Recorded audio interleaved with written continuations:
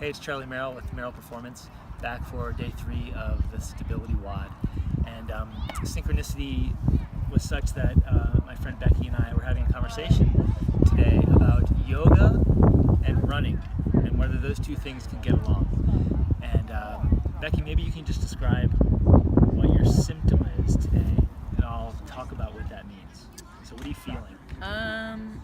So don't talk about the muscle specifically. Go for it. Use all the technical jargon you want. I've discovered that my quadratus femoris, which is sort of a muscle deep in your butt, it's tight, and then it has a feeling of nerviness, which I know the sciatic nerve runs through there. And so when I actually extend myself and bend forward, When you go sort of stretch it, yeah, put it on tension.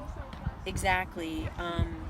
It's not just a tightness, but it's actually sort of a nervy pain that stops me from being able to... Right, and then you're feeling something on the front of your hip. Yes. Since then, right? Like Right. a pinchy, giving out, inhibition kind of feeling, right? Yes, that when I take a step, it kind of pinches and I've got to It really walk hurts. it out. Yeah. Yeah, so Beck and I were talking about why that might be. She's really intuitive and knows her body very well, so she knows this quadratus femoris muscle from the past. Femoris, okay. When it gets injured, it shuts down, like we talked about yesterday, and that progression of exercises yesterday is how we get that muscle fired back up. So Becky's going to go watch that later.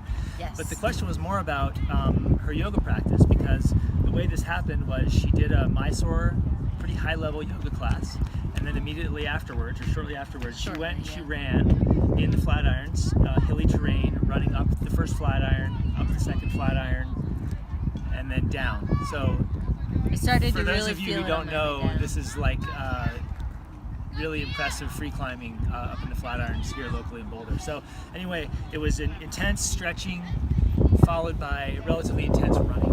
And so come back to the question of, can you do yoga and running at a high level at the same time? And my experience in the clinic is that that doesn't always go well. I like to tell people that they ideally choose. Do they want to be really practicing yoga at a high level, be very skilled, very gifted and talented at yoga, or do they want to run at a high level and do things that are impressive on the trails? Run up hills, run fast, do speed work. And there are some athletes that can do both of those well, but my experience is that most people can't. So my runners, I encourage them to do yoga as a restorative practice so that they're getting the benefits from yoga but without overstretching their tissues. They need that tension in their body to be able to run fast, really is what it comes down to. And my yoga athletes, I tend to say, focus on your practice and use running as a way to enhance your cardiovascular fitness, but don't expect to be doing a ton of speed work and a lot of volume and holding up to that if you don't have that tension inherently in your body. So tomorrow I'm going to talk about some strategies to take extra long hamstrings, which is something I see a lot in yoga athletes, and how you can shorten those up to better stabilize the hip, better stabilize the knee, and take you from a place of being overlong in the hamstrings to a place where you can be shorter, store energy, and start to enjoy your running in a more painful way. So I'm looking forward to that. yes. So Becky, watch the hip rotator cuff rotation control video, Will do. and then tomorrow I'll post about the hamstring and the importance of the hamstrings. So thanks guys for tuning in. StabilityWOD number 3.